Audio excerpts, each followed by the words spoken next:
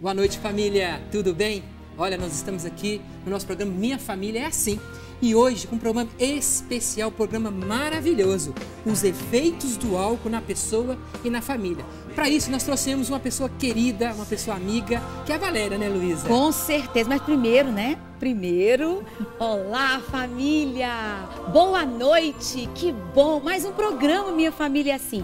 E claro que pensando na realidade das famílias que têm nos procurado, a gente pensou em trazer um programa que fala muito da realidade de muitos. Inclusive foi a minha realidade, né? Meu pai era alcoólatra e aí a gente trouxe essa temática. Nós convidamos a Valéria Fernandes. Ela é psicóloga clínica, ela tem uma especialização em neuropsicologia, ela é especializada também em neurociência e ela tem um PhD em psicobiologia. Eu acredito que com esse currículo e também a sensibilidade, a alegria de falar dessa temática, porque ela trabalha com isso, ela pesquisou sobre isso, agora recente também, ela tem muito que contribuir. E espero que você aproveite bastante esse programa. Vamos sentar para conversar com a Valéria. Vamos, querida. Vale vamos a pena. Sentar. Boa noite, querida. Boa noite. Tudo bem com você? Vamos lá, Luísa. Olha bem, Valéria. Eu vou começar então, né? Posso começar? Já passei a bola para você, meu amor. Olha só, Valéria, a primeira pergunta que eu gostaria de dizer, né, de questionar para você, é assim, existe um padrão de uso de álcool? Eu quero saber assim, a pessoa que bebe socialmente é diferente daquela que bebe moderadamente, daquela que bebe que é uma alcoólatra, que é considerado alcoólatra? Existe essa diferença? E como a gente observar essa diferença? Por que a gente pensa nisso, Valéria? Porque muitos falam, eu não sou alcoólatra de jeito nenhum e não assumem. Então, fala pra gente, né? Compartilha pra gente isso aí. Isso, esse é um problema que a gente vem acompanhando na sociedade, né, há muito tempo. As pessoas têm dificuldade de identificar problemas relacionados ao consumo do álcool, né? Quanto que bebe moderadamente ou socialmente, quanto que deixa de ser um beber social e passa a ser um transtorno, né? Então, assim, esse beber moderadamente, e que as pessoas confundem com socialmente a gente define como beber em que a pessoa não causa prejuízo nem para ela nem para a sociedade. E beber moderadamente já é um pouco confuso, porque se eu perguntar para cada um de vocês o que é beber moderadamente, cada um vai responder de uma maneira diferente. É mais subjetivo, né, Val? É uma coisa subjetiva, realmente. Então, assim, a gente não tem um padrão de beber moderadamente no Brasil, mas nos Estados Unidos, uma universidade padronizou que seria 5 unidades para homem na semana, 5 unidades de bebida padrão, tá? Que eles padronizaram com 14 gramas de álcool cada unidade e a mulher 4, tá? Bem menos do que o homem, né? Porque o nosso volume, inclusive de sangue, é menor. Corporal é menor do que o do homem. E a dependência química do álcool, que aí já é um transtorno, né? A pessoa, ela apresenta alguns sintomas que são diferentes de beber moderadamente socialmente, né? Esses sintomas, eles passam a ser, a pessoa tem tolerância à bebida. O que significa? A quantidade que ela costuma beber já não faz aquele efeito, né? A pessoa, ela deixa de ter a vida social com a família, com o trabalho em prol de beber, né? O programa dele passa a ser o boteco, né? Ou então ir buscar cerveja e beber. Então ele passa muito tempo procurando bebida e se envolvendo com programas que só tem relação com a bebida. Se não tiver bebida, essa pessoa normalmente não tem interesse de ir nesses programas. Valéria, deixa uma curiosidade minha. Ele beber no boteco e beber em casa, tem diferença? Não, no boteco porque é muita bagunça, muita gente ali. Não, só pode beber em casa. Não, eu bebo em casa, eu pego a cervejinha minha, eu pego a minha bebida e levo para minha casa e bebo lá tranquilamente, não faço confusão com ninguém. Você está falando em termos de diagnóstico? Não. A questão é a quantidade de bebida ingerida. Eu trouxe para vocês, dá para mostrar uma figurinha que mostra o seguinte: a dificuldade que as pessoas têm em compreender é o seguinte: o álcool, ela tem essa questão são 3 coisas que prevalecem. É a frequência com que ele bebe, quantas vezes, a quantidade. Essa imagem que está aparecendo, Valéria? Essa que está aparecendo. E a duração. E quanto menos,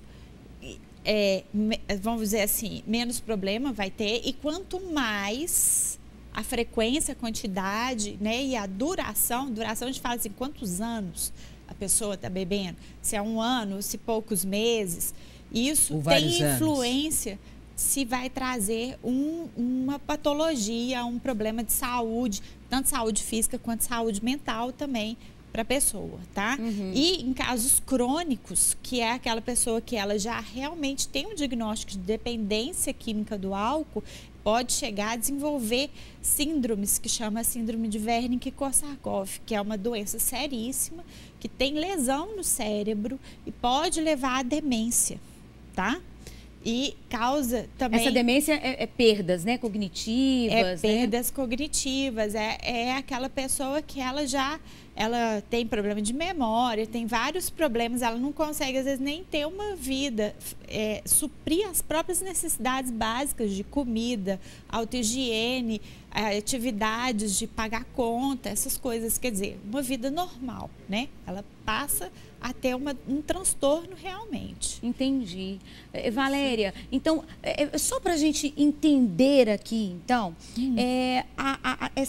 então vai depender dessa frequência, da quantidade e de mais o que você falou? Da duração. Da desse duração. Período. Agora, esse bebedor social, como é que, você falou do bebedor moderado, né? E o social, como que faz essa avaliação? Então... Através disso também, da frequência? O social, na verdade, a definição que a gente encontra é aquele que não tem problema nem para si, nem para a sociedade, né? Mas, assim, ele não entra como um diagnóstico, por exemplo, né? Entendi. É só uma classificação que a gente faz, assim, né? E as pessoas confundem beber socialmente, beber socialmente.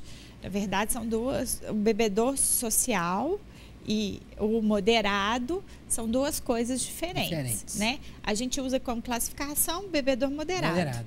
O social é mais uma gíria popular, assim, que a pessoa fala assim, para justificar que a quantidade de álcool que ela ingere não tem problema nem para ela, nem para a sociedade. Na verdade, Valéria, a gente percebe que esses bebedores sociais, na sua maioria, já é um bebedor muitas vezes moderado, né? Ele não sai mais se não tiver o álcool, ele ingere álcool às vezes todos os dias na semana, aí passou dessas 5 doses que você falou até... né? Eu posso dar uma dica para quem está ali do outro lado? Olha, se você fez uso nesse último ano que passou de pelo menos 5 doses de cerveja ou 2 doses, tomou uma garrafa de vinho, desculpa, ou 3 doses de bebida alcoólica forte, que é uísque, cachaça, conhaque, enfim, essas que têm a dose alcoólica alta. Em menos de 2 horas, você teve mais de 2 episódios nesse ano, você tá consumindo o álcool de uma forma problemática. Isso pode vir a acarretar, é um comportamento que a gente chama de risco para causar problemas com álcool. Então, a gente tem que tomar muito cuidado com isso. Você falou uma coisa interessante, comportamento de risco.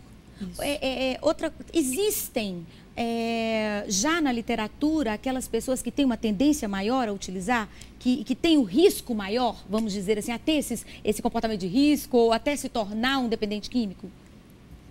A gente tem alguns fatores que vão falar assim, deixam a pessoa mais propensa a desenvolver uma dependência química. A gente tem fatores genéticos, a gente tem fatores sociais e econômicos, a gente tem fatores culturais. Alcoolismo é uma coisa complicada porque existe multi-aspectos influenciando a pessoa, né? Por exemplo, tem países que o álcool já tem leis mais rígidas e o álcool já é visto como um fator de risco. Então, as pessoas costumam não beber tanto. Tem países que isso é até incentivado, né? Por exemplo, vamos tomar uma cervejinha vendo futebol. Tem futebol quase todo dia naquele país, então a pessoa bebe quase todo dia, entendeu? Então, essas coisas, assim, a gente tem sempre que ver que isso influencia nesses que a gente fala comportamento de risco, tá? Entendi. Valéria, você fez uma pesquisa, né? Acabou de fazer uma pesquisa agora. Você pode falar para a gente alguns dados que você realizou? Foi na UFMG que você fez essa pesquisa? O que foi? E, rapidamente, né? Para a gente entender. Então, eu achei alguns dados interessantes. A gente sabe que o alcoolismo ele está relacionado com transtornos psiquiátricos, tá? Principalmente transtornos de humor, de ansiedade e depressão. E a gente conseguiu observar que realmente isso acontece na nossa população. Eu fiz na população mineira, né? Então, assim, a gente observou isso, esse risco aumentado de alguns transtornos psiquiátricos, como ansiedade e depressão, tá? Então, para aqueles que utilizam? Daqueles que utilizam cronicamente, que é no caso de quem é dependente químico do álcool, tá? Então, assim, a gente realmente vê, assim, que o beber cronicamente influencia na saúde mental das pessoas, né? O álcool, ele, no início, quando você está começando a beber, ele é excitatório, mas depois ele é depressor. Ele deprime o sistema nervoso central. Ou seja, a pessoa fica deprimida. A gente tem essa associação desses sintomas e a gente tem que tomar muito cuidado. Então não é que a gente ouvia falar que uma depressão meio moral que a pessoa tinha. Então não é isso. Biológica também. É biológica também. A gente tem associação, é tudo integrado. Um outro fator de risco também, sabe qual que é? Pode falar pra gente. Genética. Tem a genética envolvida. Então, as pessoas que já têm casos na família, né, de alcoolismo, às vezes tem uma maior propensão a desenvolver a dependência química. Então, é melhor essa pessoa evitar a utilização. Isso. Criar um ambiente propício, mais saudável, que ele não possa entrar nisso daí, Isso. né? Existem características de personalidade também que levam a buscar a bebida? Pode existir isso? Aquelas pessoas que já têm um estilo de personalidade, de envolvimento maior social, existe isso ou isso não tem na literatura? Desse aspecto, eu realmente não conheço muita coisa, tá, Maria Luísa? Mas eu acho assim, as pessoas, às vezes, buscam na droga uma forma de se automedicar. Porque o álcool é uma droga, né? É uma droga, é um tipo de droga. É uma droga legalizada, lícita, né? Mas é uma droga que tem efeitos no nosso organismo como um todo, inclusive no cérebro, né? Sim. Então, o que acontece? Às vezes as pessoas têm algum problema de humor, uma ansiedade, uma depressão, bebem, se sentem melhor e acham que aquilo é a solução. E não é. Elas devem procurar, se elas têm uma depressão, uma oscilação de humor constante, uma ajuda especializada, um psicólogo, um psiquiatra, né? Valéria, uma coisa, tem alguma diferença de um adulto beber, de um jovem, uma adolescente beber, uma criança beber? Há uma diferença? Um idoso? Um idoso também beber? Há diferenças? Isso é muito importante, porque há diferença sim, né? O adolescente, a criança, eles estão em formação do sistema nervoso. E quando eles ingerem o álcool, eles atrapalham a formação, o desenvolvimento desse cérebro de uma forma correta. Então, assim, isso pode levar a mesmo problemas mais sérios na cognição, sociais, problemas escolares, enfim, acarretar toda uma consequência numa vida de uma pessoa que está começando a construir as coisas da vida, né? Isso é muito sério. E no idoso, isso também é muito importante, porque o idoso, o metabolismo é diferente e a quantidade de água que tem no corpo é diferente. Então, a quantidade de álcool que um jovem ou um adulto bebe, se na mesma quantidade o idoso for beber, a concentração de álcool no idoso vai ser muito maior.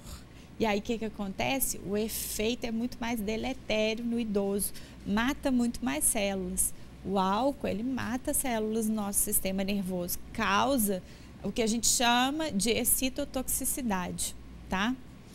Então, é muito sério isso. E uma coisa que eu queria alertar, as pessoas, né, que se aposentam, estão muitas delas, eles têm um comportamento de, não tenho mais o que fazer, senta no boteco para fazer um social, né, para interagir. Ou vai para a pracinha, né, jogar começa a beber.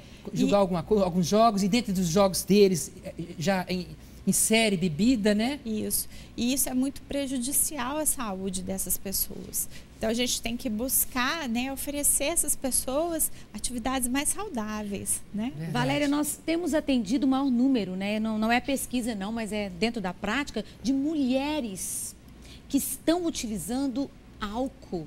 A gente não via tantas mulheres utilizando uma quantidade de álcool tão grande quanto a gente vê hoje. Isso era mais visível nos homens, muito mais visível. E hoje, dentro de uma prática, a gente está sempre vendo as mulheres tomando a cerveja e determinados... E por aí vai, né? E por aí vai. Então, a nossa pergunta é assim, existe diferença entre a mulher que bebe e o homem que bebe? Isso é muito importante, Maria Luísa, também.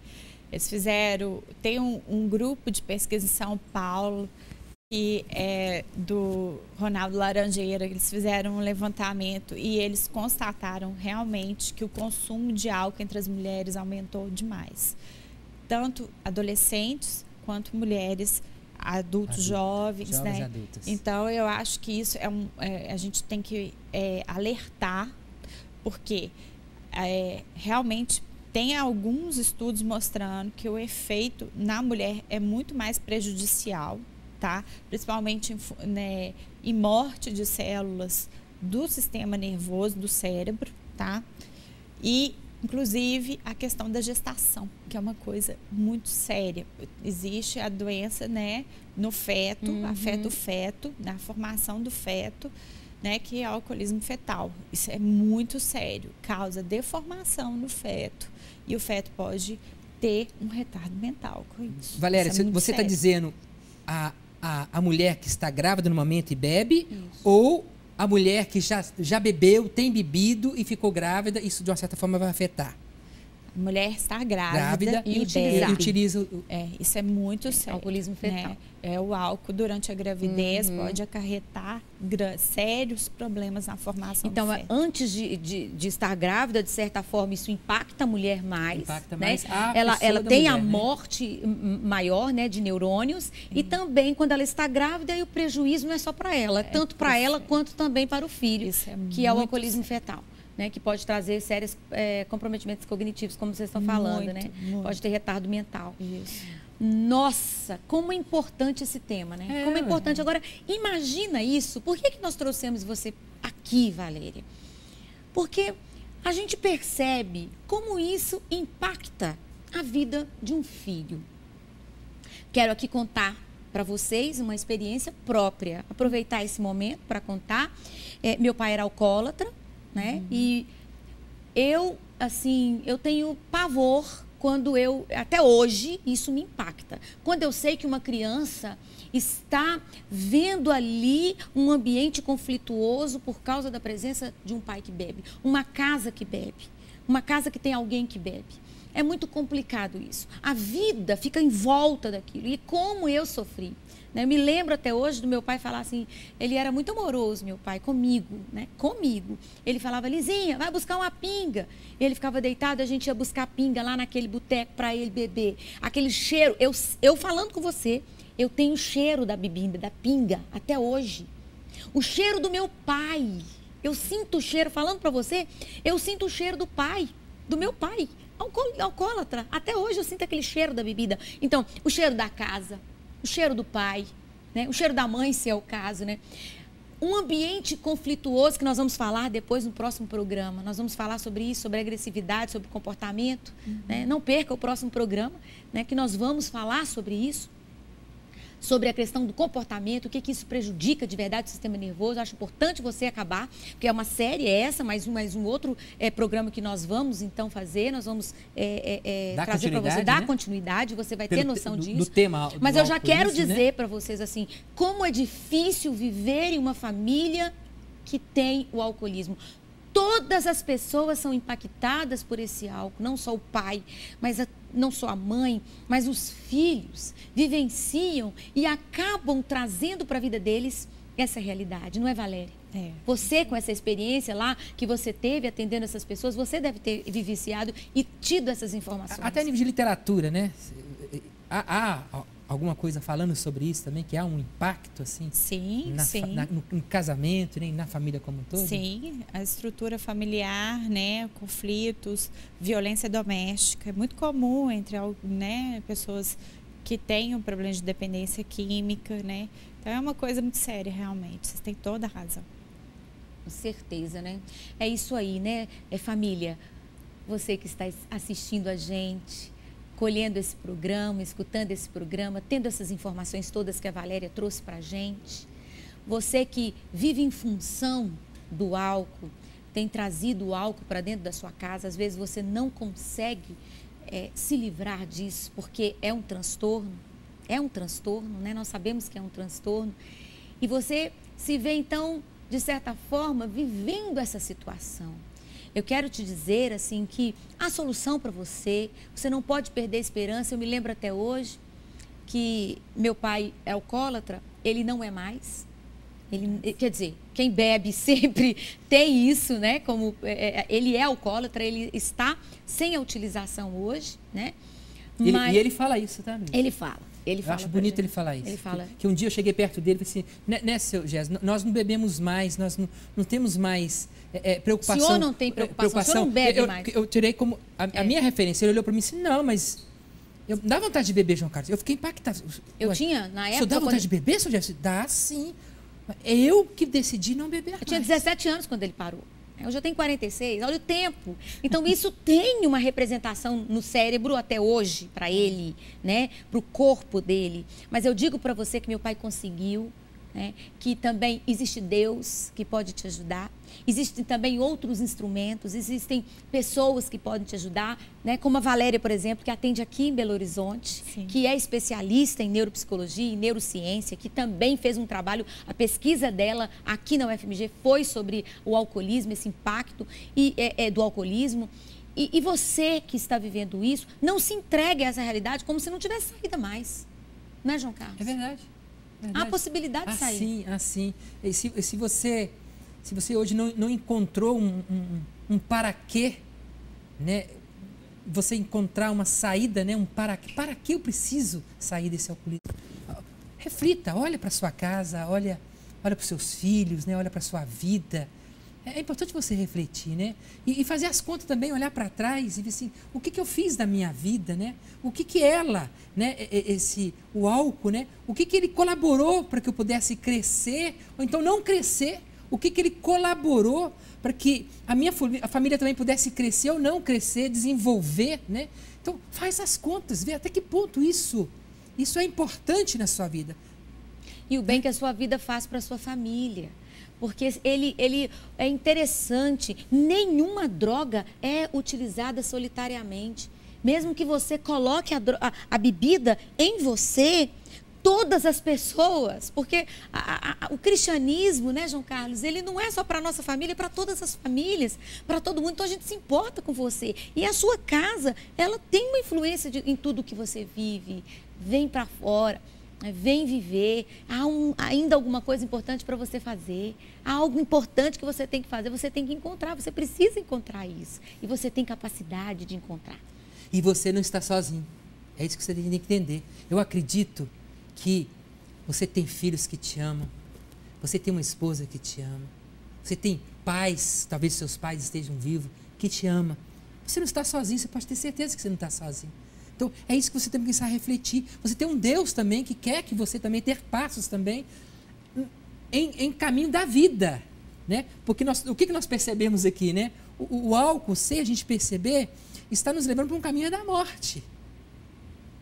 É um caminho de morte isso daí. E talvez, né, falar que não é gostoso, isso é uma mentira. Delícia, não é prazeroso, né? Também isso é uma mentira. Né? Deve ser bom. Mas tem prazeres que nos levam para a morte, né? Tem prazeres também que desarticulam a nossa vida, desarticulam a vida dos outros também. Então, até onde, né, esse prazer aí, ele é bom assim mesmo na minha vida? Acho que nós devemos fazer a conta, né? Isso não é um discurso moralista, né? Isso é um discurso de salvar vidas, né? Salvar sua vida. Talvez você ainda não está dando conta, né, do que o que você está fazendo, o seu comportamento, talvez esteja prejudicando. Né? Faz as contas, né? Pergunte o seu pai, sua mãe, pergunte a sua esposa, os seus filhos, pergunte, olhe para a sua vida, para você ver o que talvez está acontecendo com você, que você talvez não está dando conta, e tenha coragem de assumir, né, Luiz? É verdade. Olha, acabou o nosso programa. Acabou. Tá Ai, acabando. que Olha só, pena, eu só quero Luiz. convidar você para participar. Se você quer mandar ter um contato com a gente, nós temos o nosso e-mail, minhafamilia@cançãonova.com é o nosso e-mail. E nós temos também a nossa página no Facebook, CN Minha Família é Assim. Aí você procura lá, entra em contato com a gente, porque vai ser um prazer encontrar com você, tá bom? Vai ser muito bom. Não deixe de participar junto com a gente pelas mídias, nossas mídias, né, João Carlos? É verdade. Dá uma bênção pra gente, querido. Primeiro, Valéria. Obrigado, Meu Deus. querida. Valéria, muito obrigada. Muito obrigada pela sua vinda. Foi muito legal A pra sua gente. contribuição, tá? Isso. Valeu demais. Eu estou aqui de coração e eu queria dizer para as pessoas, não desistam, a vida vale muito a pena. Que bom. E olha, e você que nos assistiu, né, você talvez esteja com esse tipo de problema. Né? É para você que eu estou rezando hoje. É especificamente para você. Olha, que Deus entre no seu coração, que Deus entre na sua vida, que entre na sua mente, que entre dentro da sua própria constituição genética, que Ele faça um movimento dentro de você para a vida, para a vida. E eu peço a Deus abundantemente que Ele envie sobre você o Espírito Santo dele, para que faça você sair de você, para que faça você gostar da vida, ter amor pela vida, amar sua vida. E que Deus te abençoe, que Deus te guarde, que Deus te ilumine, que Deus te proteja. Em nome do Pai, do Filho e do Espírito Santo. Amém. Amém. Vou cantar, como é linda nossa família, como é linda nossa família, como é lindo viver assim.